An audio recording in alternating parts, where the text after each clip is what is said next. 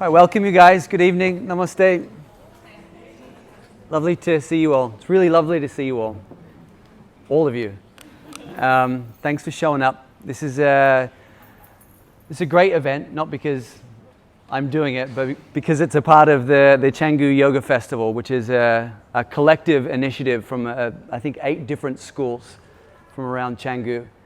And we're pooling our energies and our ideas with the intention to raise some money for some great charities that we offer our support to here at the practice. We have 3. The general idea is care for the planet, care for the people, and care for the animals.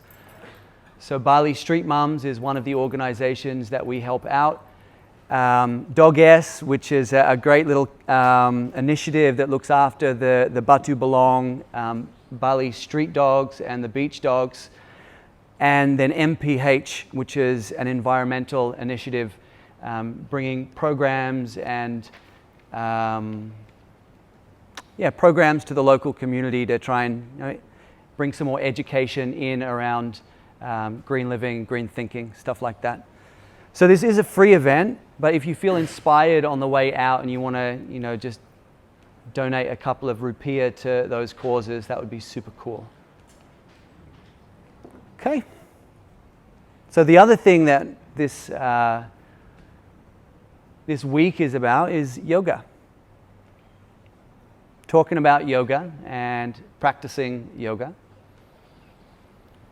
And so I thought I'd start this evening and pose a question. And I already posed it on my poster, and it's a question that it's something that my teacher said to me, and it was a little bit of a game changer. It's almost like a bit of a riddle, actually. The yogis love riddles. If you've ever read any of the scriptures, the Yoga Sutra or Hatha Yoga Pratibha, they're very, very cryptic. So what he said was, a person can practice asana every single day of their life and never be a yogi. And yet another person can never practice a day of asana in their life and be the perfect yogi. Why? Why is that? What's the answer to the riddle?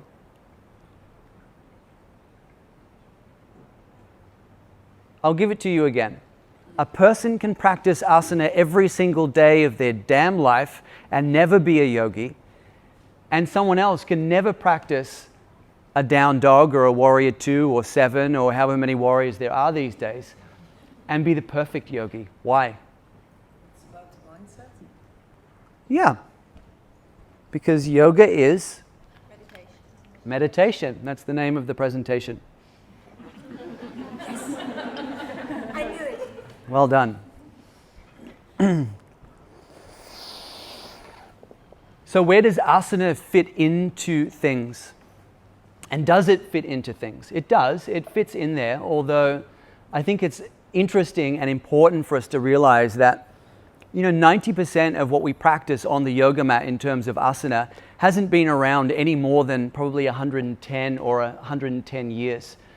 And a lot of the standing stuff, all of the standing stuff other than Garudasana, eagle pose, was grafted on by the great master Krishnamacharya after recognizing that the human condition was changing. And he wanted to build a stronger India. So he grafted practices, exercises from schools of European gymnastics, as he had a lot to do with the YMCA back 100 odd years ago.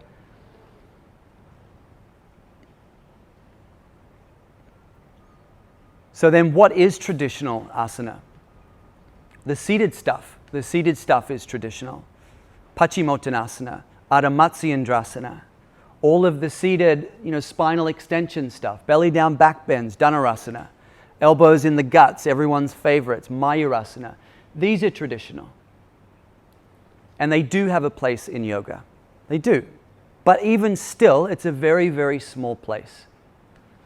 If we were to think of this as the yoga universe,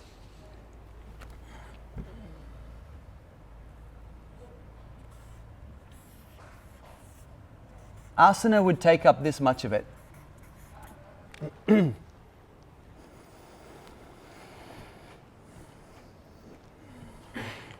If we look at the traditional literature, typically asana is the first or among the very first chapters of some very, very big books. So it's considered an elementary, sort of foundational stage. Personally, and probably for a lot of you, that's how you got into yoga, and that is absolutely perfect. Through the body is such a great gateway into this mammoth yoga universe. But the capacity for asana to transform our lives at a fundamental level, its reach is limited.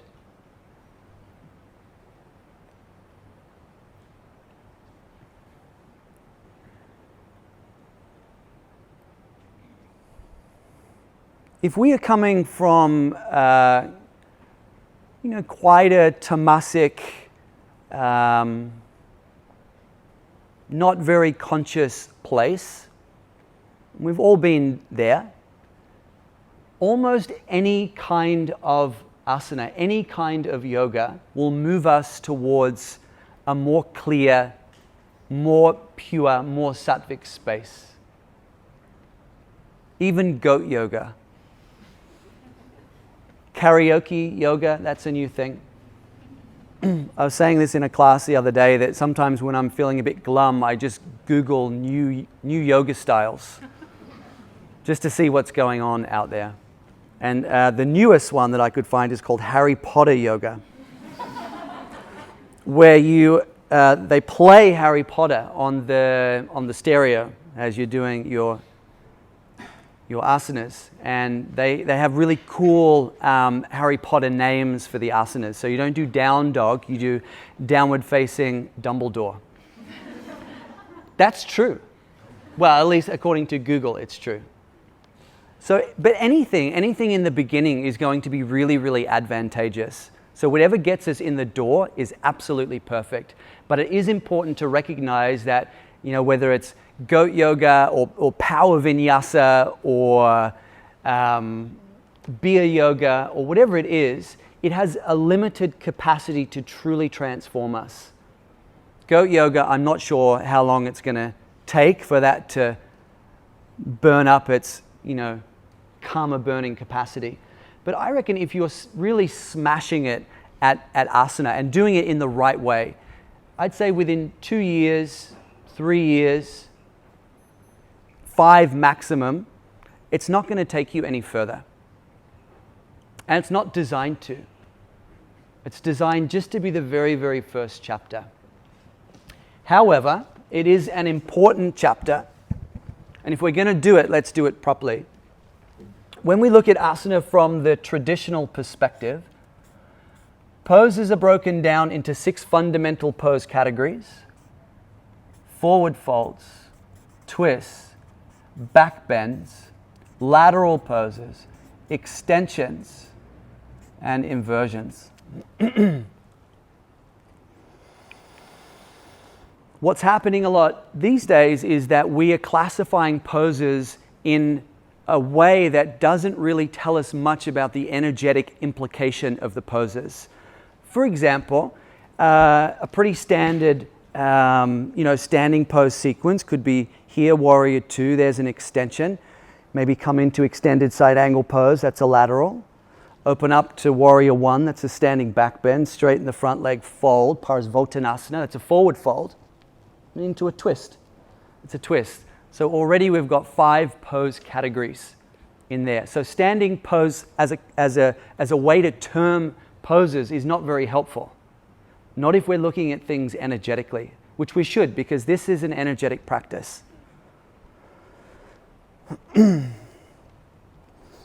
The other thing that we can say is that there is a time and a place to combine pose categories. There is a time and a place for that. But if we are combining pose categories, those 6 categories, which is pretty standard, but if we are combining them in a way without the knowledge of the energetic implication of each of those categories, we end up really messing up our prana, really messing it up. And whatever we do to our prana, we do to our mind. If we mess up our prana, we mess up our mind. If we mess up our mind, then the chance of really dropping into the essence of yoga, which is meditation, is, that opportunity is annihilated. So just to have a quick look, all of these, we won't go too much into it, but just to show you, all of these 6 pose categories affect 6 different subsystems within the energetic body. The doshas, the vayus, the gunas, the chakras, our nervous system, which plugs into the pranic sheath, and general energetics.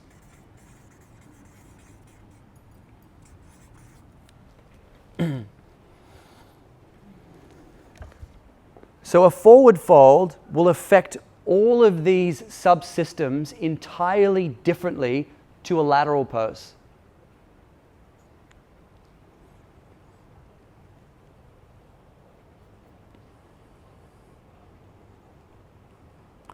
Just learning about that was one of the most important moments of my life as a yoga practitioner and as a teacher. Because then we can really start to elicit very, very unique and specific outcomes with zero guesswork or need to convince people of a certain state of mind by reading Rumi poems or whatever else. You just get them there because the science and the data is there. So that's the first chapter. That's asana. The goal of asana, there's a couple of goals. First, we can say that, as we're moving the body in these different ways, we are clearing energy blocks or blockages in the peripheral nadis. What are the nadis? They are the energetic channels. There's 72,000 of them in the body. We're in this pose. Hopefully we're holding it for a lot more than 5 breaths, otherwise it's not going to do anything. But say you stay here for a minute or so and then you come back up. And what happens is we've liberated a lot of space down the left side of the body. And as a result of that, energy floods into those nadis along the left side. And that has a specific effect on all of those different subsystems. So the first goal is clearing the energy blocks. The second goal, and this is very, very important, is that asana helps us to cultivate stability. There is not one yoga text that I'm aware of, maybe some modern ones, but certainly not traditional ones or ancient ones, that suggest that flexibility is helpful or necessary or even really having anything to do with yoga whatsoever. Stability, on the other hand, is mentioned in every single text that there is. So this idea of I'm not flexible enough to do yoga, you can put that to bed because it really doesn't matter. What matters is getting into a shape that's appropriate for us and learning how to hold it absolutely steady. No fidgeting, no fussing about, no fixing t-shirts, no distraction. Just hold it steady. That's what asana gives us. We become more steady in asana practice and eventually we become more steady human beings.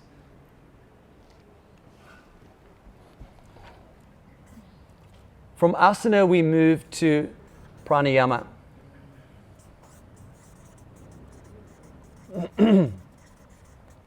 Pranayama has 2 categories. In order for it to be pranayama, it must involve kumbhaka. What's kumbhaka? Retention of the breath. It can be in or out or spontaneous. Now, spontaneous does not mean when we space out and we realize that we haven't been breathing for a couple of minutes. That's not spontaneous kumbhaka. It's when the mind naturally internalizes, and as a result of that internalization, it's suspended in a way. Our awareness is suspended by the mind's inner light, and the need to breathe becomes obsolete. So kumbhaka is holding of the breath, and kumbhaka implies bandha. So simply breathing in and out, even if we're using ujjayi or whatever, it's not classified, at least not from Patanjali's point of view, as pranayama.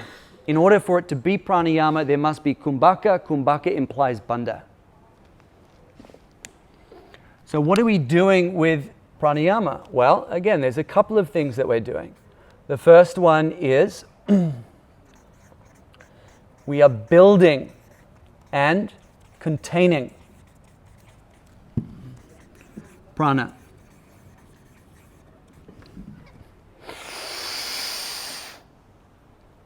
Lock it in.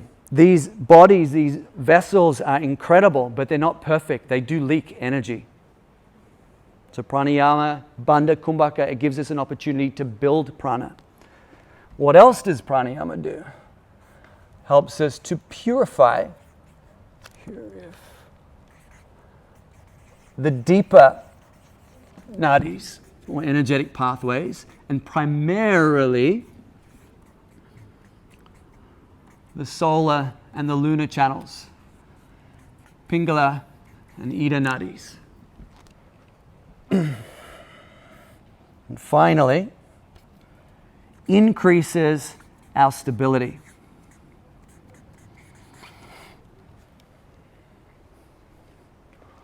Holding, warrior 2 for 2 minutes is one kind of stability. But holding Uddiyana Bandha for 36 seconds, that's a whole other kettle of fish. That's a whole other situation, a whole other level of stability required for that. Okay.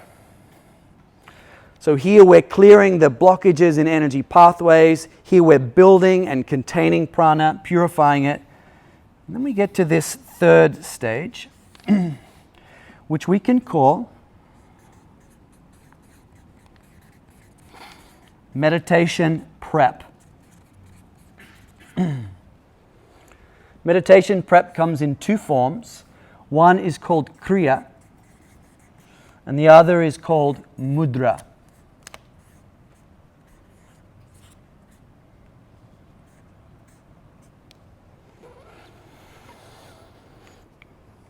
There are 6 different forms of mudra. There's face mudras, there's hand mudras, there's perennial mudras, bandha mudras, a lot of different kinds of mudras. Hundreds of different kriyas. Kriyas are internal actions. So instead of making the movement externally, this might be a mudra. We're turning inwards and we're making energetic movements internally. That's the difference between mudra and kriya, typically speaking. Mudra is something we do externally with the body. Kriya is an internal shaping of prana. And that's really the goal. The goal of meditation prep, kriya and mudra, is to start directing prana. Clear the pathways, build it up, contain it, direct it. Where are we directing it? We can direct it anywhere we want if we're skillful enough. We can direct it into the hands if our intention is to do some hands-on healing. For sure we can do that. If we want to send prayers out across the world, for sure, there's kriyas for that as well. So it really depends on where we want to direct the prana that we have built. The ultimate goal of mudra and kriya, this preparation for higher stages of meditation is to initially direct it into the navel to cultivate what we call rudrani, or fire. And that is born of the fusion of the solar and lunar energies in a practice called rudrani kriya, where you bring the in-breath and the out-breath energies together and you fuse them into the navel. And that's really the essence of, or a major part of Hatha Yoga. That's where Hatha Yoga gets its name from. The ha and the ta, and when we bring the two words together, hatha, it means to strike or to force, to bring two energies together that usually would not go together. So we bring those two energies into the navel center. They fuse and alchemize the digestive fire into a spiritual fire, a psychic fire, a fire that has the capacity to melt through our karma and bring forwards our most vibrant, luminous, empowered qualities. So that's the first thing that we're doing.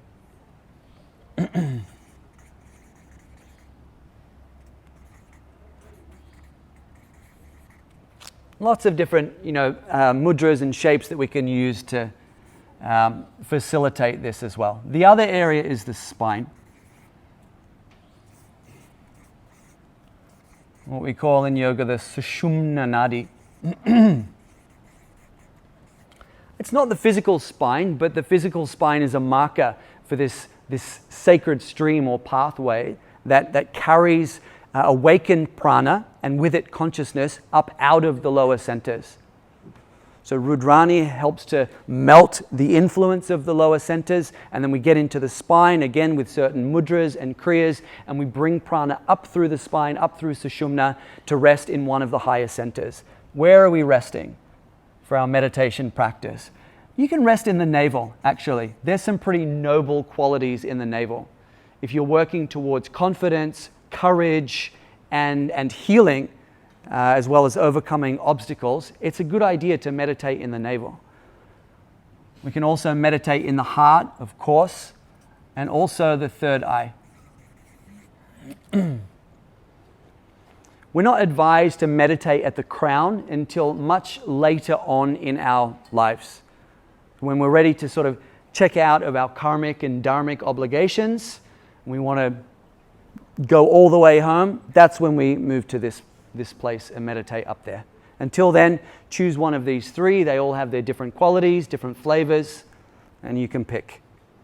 Okay, so now we have cleared, built, directed fire in the navel, melted through the limitations, entered the spine, brought it up to one of the higher centers.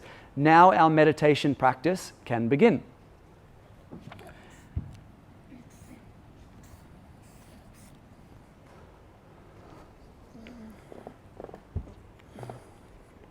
Regardless of the tradition that we follow, tantric, yogic, Vedantic, whatever, it is suggested that we use a meditation object.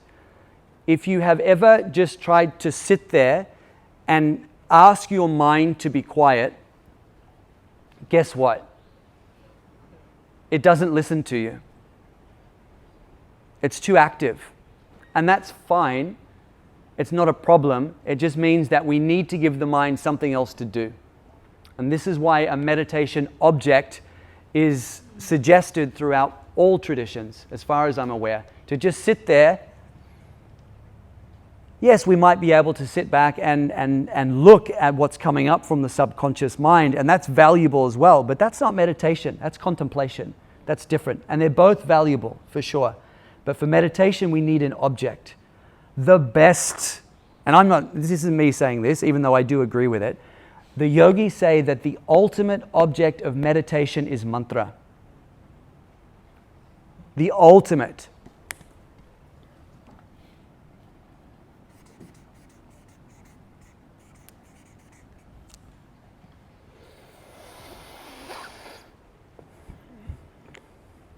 From a very scientific perspective, what we can say is that when we look at anything under a very powerful microscope, whether it's a piece of wood or a hand or whatever it is, if we look at it with a piece of technology that is strong enough, that seemingly physical thing reveals itself to be not solid at all. It reveals itself to be a teeming sea of vibrating energy. Anything that vibrates is producing sound. So sound and vibration is the core of our reality. Before anything becomes physical or takes on the appearance of becoming physical, it is first vibration. In the beginning was the Word, and the Word was with God, and the Word was God. And that's the second part of this. The yogis don't view mantra as a tool or a way to get to the divine. They see mantra as the divine. As the divine. In the same way that we can't really say that sun rays are not a part of the sun. They are. Sunlight, sun rays is an aspect of the sun. Now in the same way, each and every single mantra is like a vibrational ray of the divine.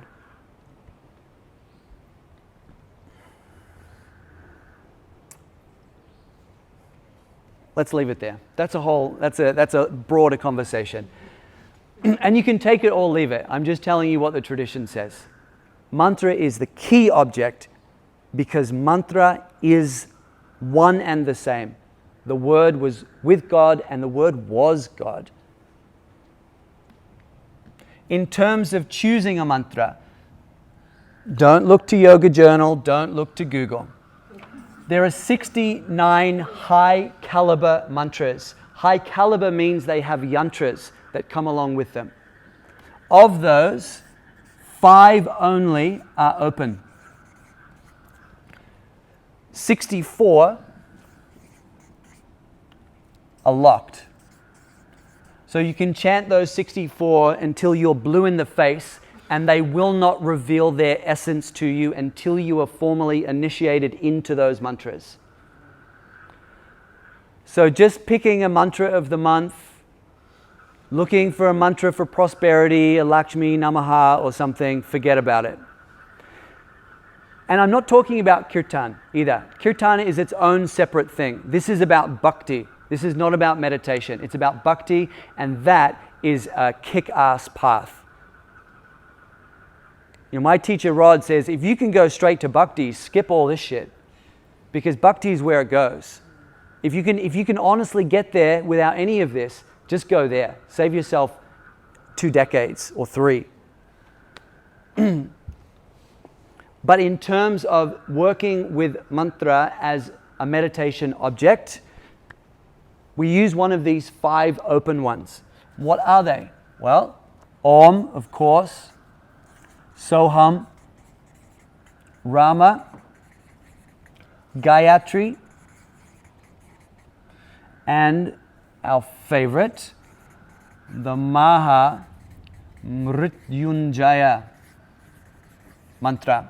Om Triambakam Yajamahe Sagandim Pushti Vardhanam Urva Rukamiva Bandinan Ritur Mukshya Mamritat. The mantra that gives us victory over the great death, which is fear. So any of these 5 will do, and you can ride these all the way to samadhi without a doubt, without a problem. If you put in the effort, if you practice systematically, they'll take you there.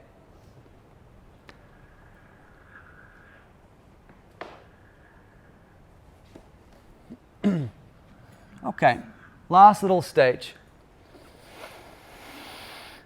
How do we meditate on mantra? Well, happy you asked. Let's call in on the classical yoga model to help us. The first stage of meditation on any object is called dharana. What does dharana mean? Yogis. Good. Concentration. Good. So at this first stage, we are just learning to send the mind in a straight line. To be honest, anything will do at this stage of meditation practice. It doesn't even need to be a mantra. It could be a rock or a dot on the wall. At this stage, all we're trying to do is send the mind in a straight line and learn to keep it in a non-distracted state. In terms of our mantra practice, the first stage is called the Vaikari stage. Vaikari stage. And that basically means with syllables. So we are either doing the mantra vocally, Om, Om, Om, Om, or we're doing it internally. That's me doing Om vocally internally. That's how I do it. So that's the first stage. That's the Vaikari stage. Building concentration power. And at this stage of the game, the object, the subject, which is you, and the process are all known. You are aware that you are you in the process of concentrating or meditating on that thing. Rock, dot, mantra, Shiva statue, whatever it is, yantra. So you're aware of those things. It is said that the result or the empowerment, the mantra shakti, if we're still talking about mantra as the object, it is said that as a result of mastering this stage, the mantra releases in the mind a special siddhi or capacity that's called di. Di means retentive power, memory. Imagine if your mind got so razor sharp that you were able to recall like that any piece of information that you have ever learned in your life ever. Imagine that.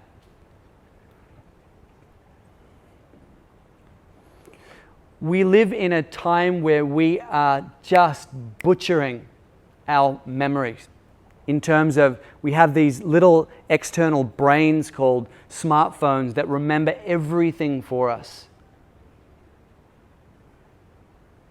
Memory is a very, very important part of the yogic tradition because concentration power and memory power are intricately linked. The stronger our concentration, the easier our recall capacity. At the next stage, from the purely yogic model, we have what? Dhyana, which is more of a meditative state. We're on the way. Meditative state. All right. From the perspective, swap. Thanks. If we're still looking at mantra as our object, the next stage is, Ellen? Madhyama. Good. Just testing you. Means middle, the middle stage. At this middle stage, we are now working with syllables and bhav. What is bhav? I'll tell you. So at this stage, what happens is that we are still aware of the object and we are still aware of ourselves. But as the mind becomes more absorbed into that object, it starts to have a pure experience of that object, as in that object starts to share its inherent qualities with our mind. You become more like what you are meditating on. And this is true both in practice and out of practice. If we're constantly focusing on things that are not sattvic, not helpful, fear-based, guess what? That is what the mind becomes more like. So be careful what you pay attention to. Be mindful of what you read, what you expose these brilliant minds to, because they will drink it up. So at this stage, the mind of the meditator and the essence of the mantra, they start to interface. And the meditator starts to have a pure experience of the mantra, a more pure experience, and the sense of being in a process stops. Mastery over this middle stage produces the mind power of Pratibha. Pratibha means intuitive bursts of insight. And anyone who meditates enough will know that some of our best ideas drop in meditation. And that's why Pratibha. It's like a little gift from the divine, a little insight into what's beyond the veil. It might be the solution to a problem that we've been trying to figure out for weeks or months or years. It might be insight into what the next phase of our practice is, what we need to focus our energy on next. Meaningful insights drop into the mind. That's Pratibha. That's another gift of the mantra. And then the final stage, which in classical yoga speak we call samadhi, which means absorption. Absorption. This final stage is called the pashyanti stage. At this stage, guess what?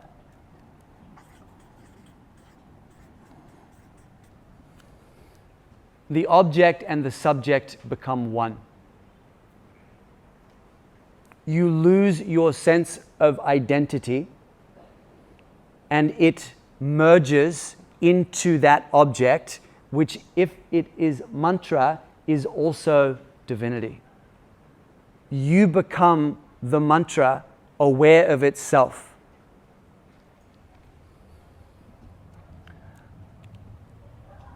As a result, this final blessing of the mantra to the mind is called prajna, which means complete access to intuitive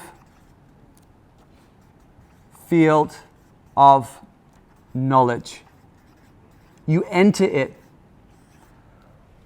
You enter into the mind of Ishvara. You enter into the mind of the Creator, into the mind of the universe.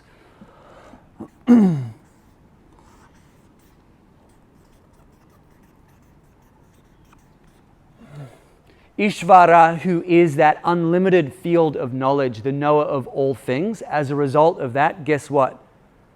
You know yourself.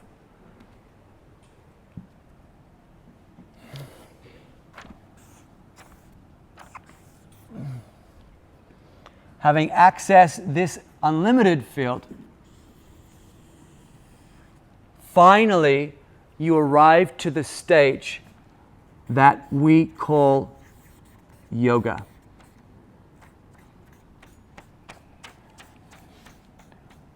That is yoga. Not that. That.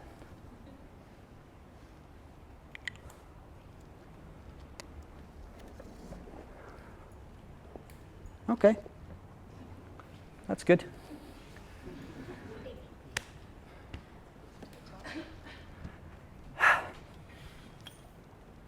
So let's practice.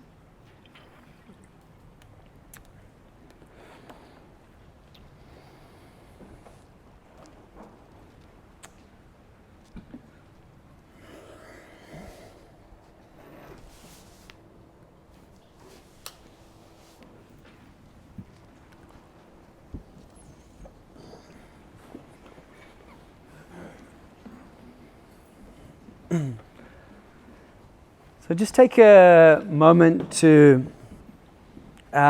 just adjust your position. And I'm going to give you half a minute. If you want to stand up and stretch your legs for a moment, please do it. Do whatever you need to do so that for the next 15 or 20 minutes you can sit comfortably.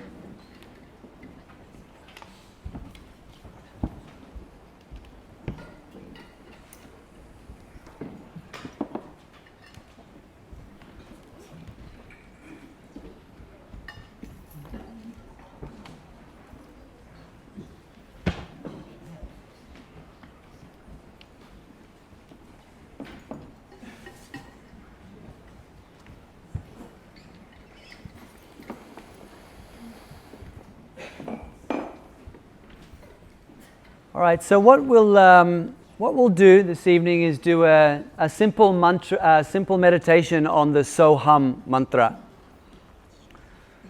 There's a great story. There's many stories, but there's a great story that I was told from my teacher, actually my teacher's teacher, about the beginnings of the So-Hum mantra, and it speaks of an ancient sage that is fully absorbed in samadhi.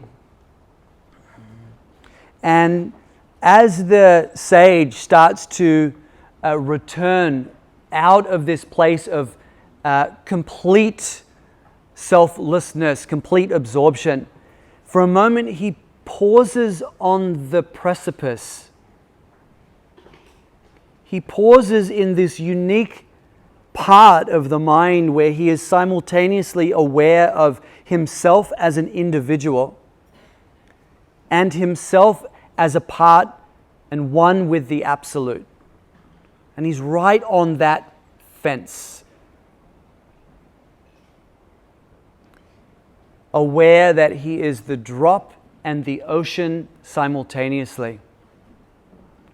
In that moment, he realizes that out of the ether, out of the atmosphere, he can hear the mantra So-Hum unfolding.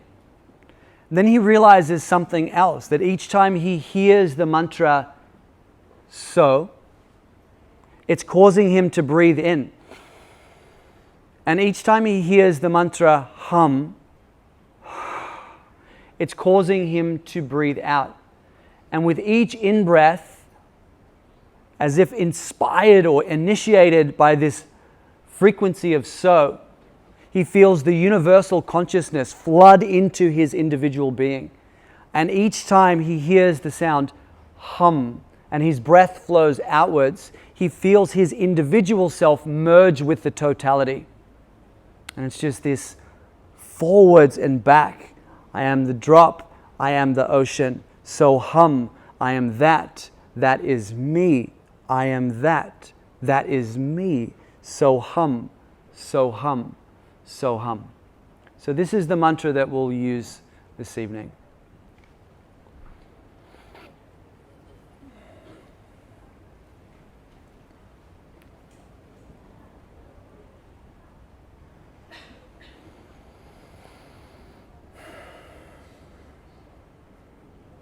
Okay, just to balance out the left and the right, the solar and lunar nadis, to give us access to the center, Sushumna, let's take the hand mudra of Nasarga mudra. So right palm up. Unless you're left-handed, that's fine. You can do it with your left hand. Turn the peace fingers in, and then bring your thumb and ring finger to the bony part of your nose, right on the sides. And then slide those two fingers down the bony bridge until the bridge becomes cartilage and meet at that intersection of flesh and bone. Re-extend through your spine. Take a few full, complete breaths here in and out through both nostrils.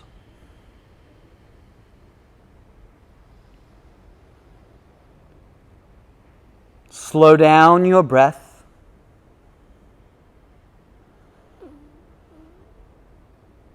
At the end of your next exhalation, block your left nostril lightly and breathe in through the right. Bring it all the way to the midbrain. Pause for a moment.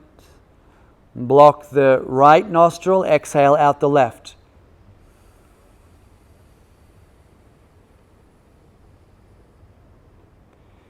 Inhale left.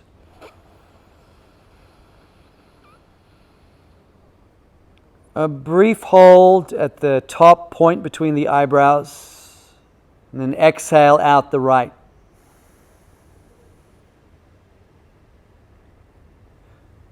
Smooth inhale through the right.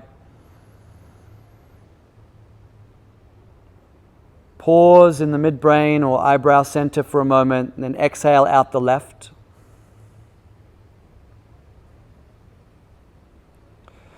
Continue to practice in this way just for the next few minutes, balancing out the left and the right sides. But now each time you breathe in, remember silently the sound so. And each time you breathe out, remember the sound hum.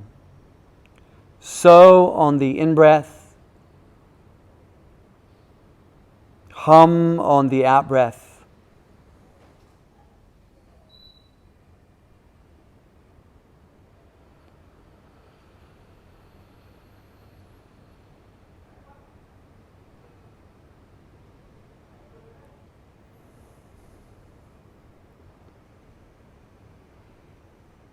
Now, as you become more absorbed into this practice,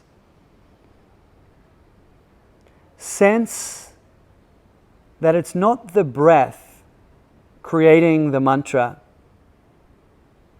but rather the breath unfolds, rises up out of the field of Soham, and at the end of each exhalation returns into that field. The mantra creates the breath.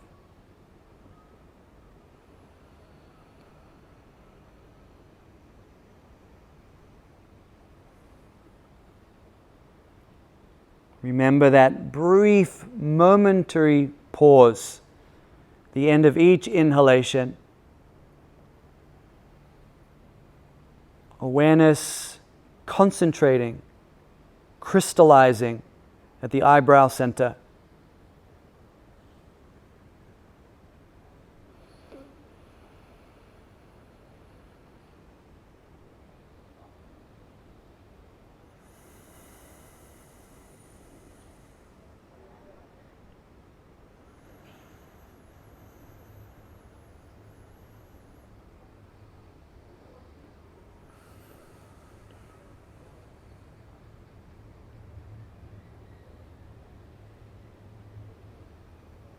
Take one more complete cycle.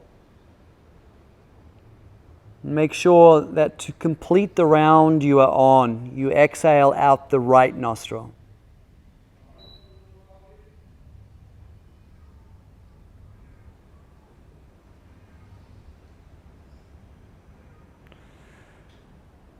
And when you've done that, just release your hand down.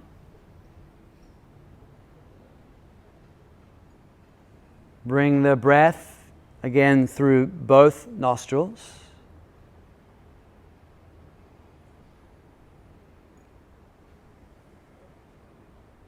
Now allow your breath to become a little bit more shallow.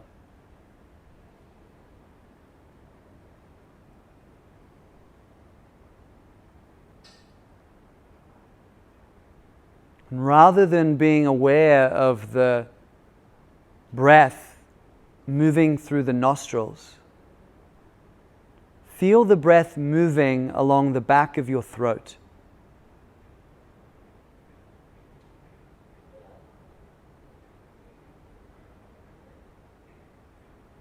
A sense of the temperature, slightly cooler on the in-breath, warmer on the out-breath. And again, the inhalation is so. The exhalation is hum.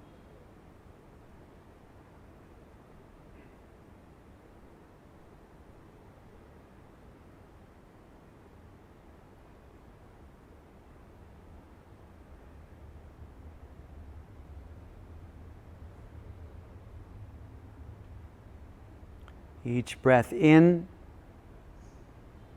consciousness flows into individual being.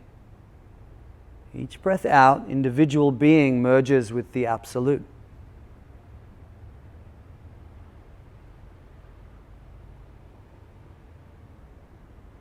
You are paused right there on the edge.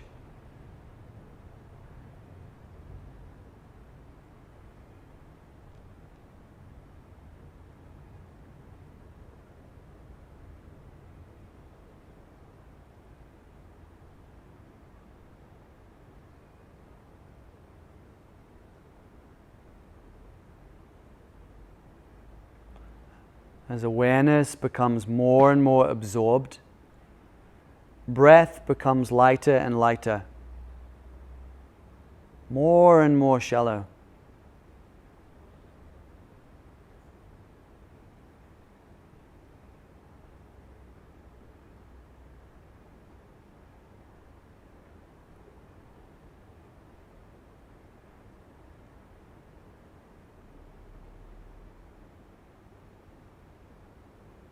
Moving towards an almost breathless state.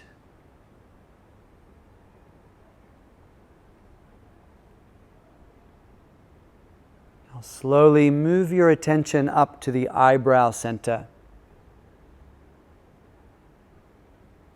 And feel Soham unfolding from the midbrain, not as syllables, but as a feeling of contentment, a pulse of knowing. I am that, and that is me.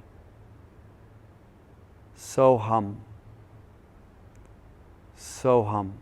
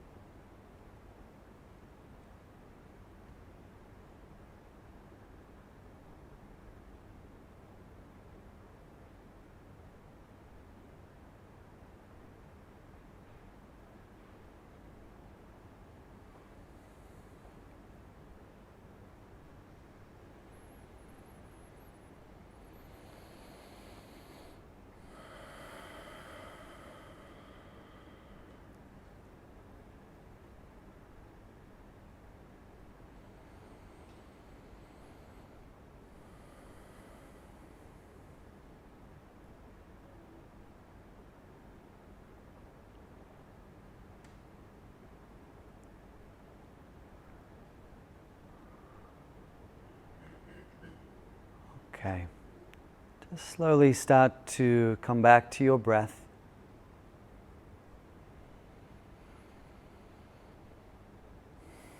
Deepen your breath a little bit.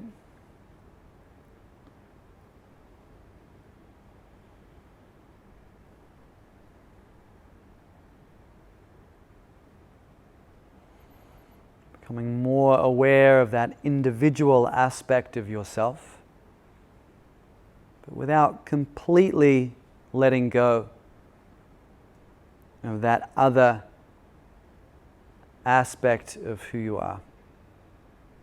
Bring a little bit of that back with you.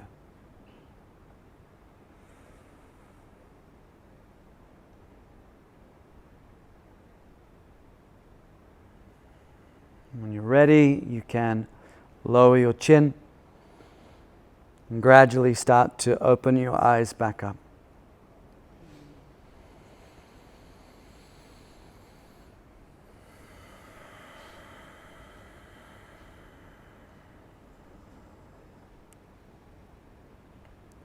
Okay.